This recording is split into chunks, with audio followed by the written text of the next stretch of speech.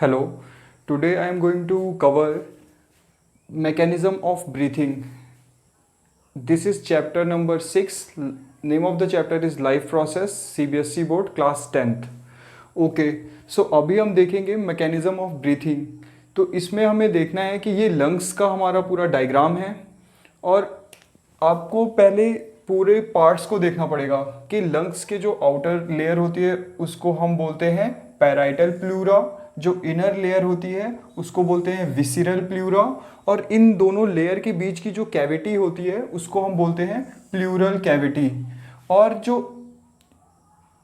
Lungs के बीच की जो ये स्पेस देख रहे हैं आप, इंटर पल्मोनरी कैविटी इसको बोला जाता है। Inter pulmonary cavity. ब्रीथिंग में सबसे जो इम्पोर्टेंट रोल होता है वो इसी चीज़ का होता है, इंटर पल्मोनरी कैविटी। जो हमारा लंग्स होता है वो डायफ्राम के ऊपर रखा रहता है।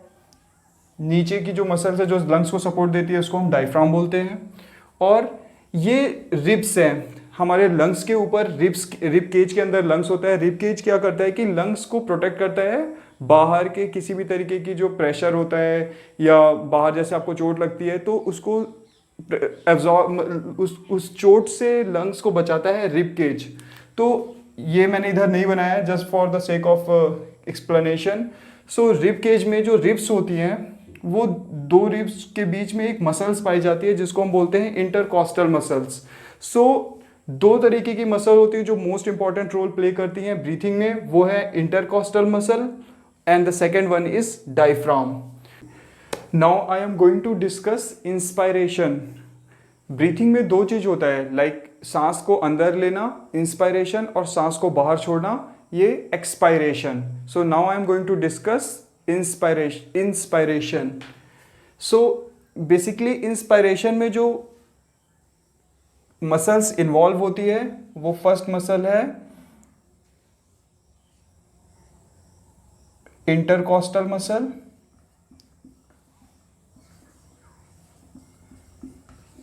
एंड ये डायाफ्राम।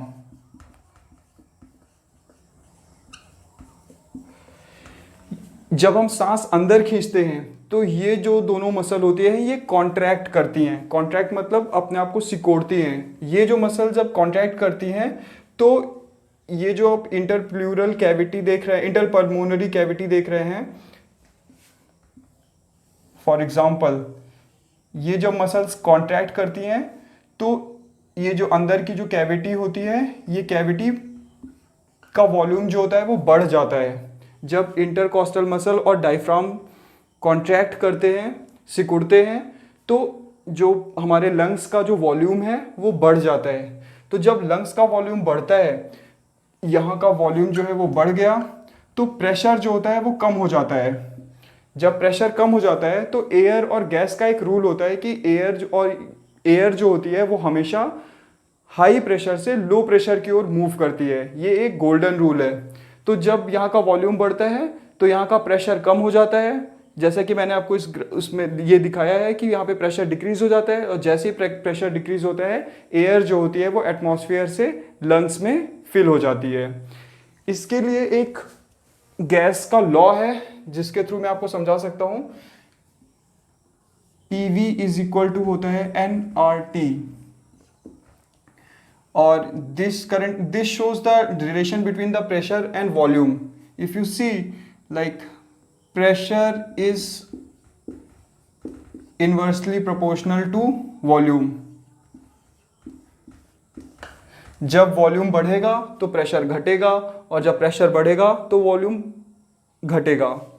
ओके, यहाँ पे इसी रूल का यूज किया गया है इसको एक्सप्लेन करने के लिए। तो आप देख रहे हैं इंस्पायरेशन में क्या होता है कि ये दोनों मसल कॉन्ट्रैक्ट करती हैं। ये कॉन्ट्रैक्ट करने से जो इंटर पल्मोनरी वॉल्यूम जो होता है वो बढ़ जाता है, उसकी वजह से प्रेशर लंग्स में कम हो जाता है और जो एयर है वो एटमॉस्फेयर से लंग्स में फिल हो जाती है। फॉर एग्जाम्पल अगर आप बाहर का प्रेशर देखें, हमारे एटमॉस्फेयर का प्रेशर देखेंगे तो वो होता है 760 mmHg, और जो ये जब इसका वॉल्यूम बढ़ जाता है तो यहाँ का जो प्रेशर होता है वो होता है 5759। So basically inter pulmonary cavity pressure, ये जो प्रेशर होता है तो बेसिकली जो डिफरेंस होता है वो 1 - 1 आता है, मतलब एक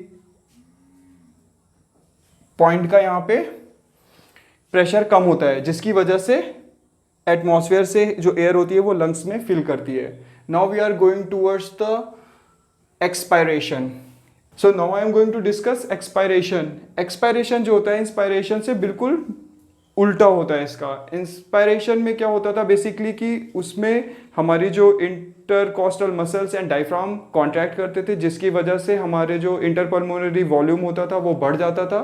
उसके बढ़ने की वजह से प्रेशर जो है लंग्स के अंदर वो कम हो जाता था और एयर एटमॉस्फेयर से हमारे लंग्स के अंदर फिल होती थी। अब एक्सपायरेशन में क्या होता है, पहले जो डायफ्राम मान लीजिए कॉन्ट्रैक्ट होके वो यहाँ पे था, इंस्पायरेशन में ये भी कॉन्ट्रैक्ट होके यहाँ पे थी, इंटरकॉस्टल मसल यहाँ पे थी पहले जब ये कॉन्ट्रैक्ट करी थी। तो एक्सपायरेशन में क्या होगा, ये अपनी पहले वाली पोजीशन पे आएगा, रिलैक्स में आएगा, ये यहाँ से यहाँ आ गया, ये यहाँ से यहाँ अपनी पुरानी पोजीशन में वापस लौट गई, जिसकी वजह से क्या होगा, if you see help of the diagram, so ये ऐसे, इट मीन्स कि यहाँ का जो वॉल्यूम है लंग्स के बीच जो वॉल्यूम था वो कम हो रहा है। अब जब वॉल्यूम कम होगा, as you know like volume is inversely proportional to the pressure, so यहाँ पे वॉल्यूम कम हुआ जिसकी वजह से यहाँ पे प्रेशर जो होगा वो ज़्यादा हो जाएगा, प्रेशर इंक्रीज हो जाएगा। प्रेशर इंक्रीज होने की वजह से लंग्स से जो एयर है वो एटमॉस्फेयर में वापस जाएगी। सो ये बेसिकली मैकेनिज्म हुआ ब्रीथिंग का। सो जैसा कि आप देख रहे हैं यहाँ पे मैकेनिज्म ऑफ ब्रीथिंग, तो इसमें मैंने जो पढ़ाने का तरीका वो यूज़ किया है कि आपको मैंने फ्लो चार्ट से के थ्रू समझाने की कोशिश करी है जिसकी वजह से आपके अंदर कंसेप्ट की पूरी तरीके से क्लियरिटी हो। अगर आपको लगता है कि ये वीडियो यूज़फुल है और मैंने अपने काम को जस्टिफाई किया है तो please do share and like.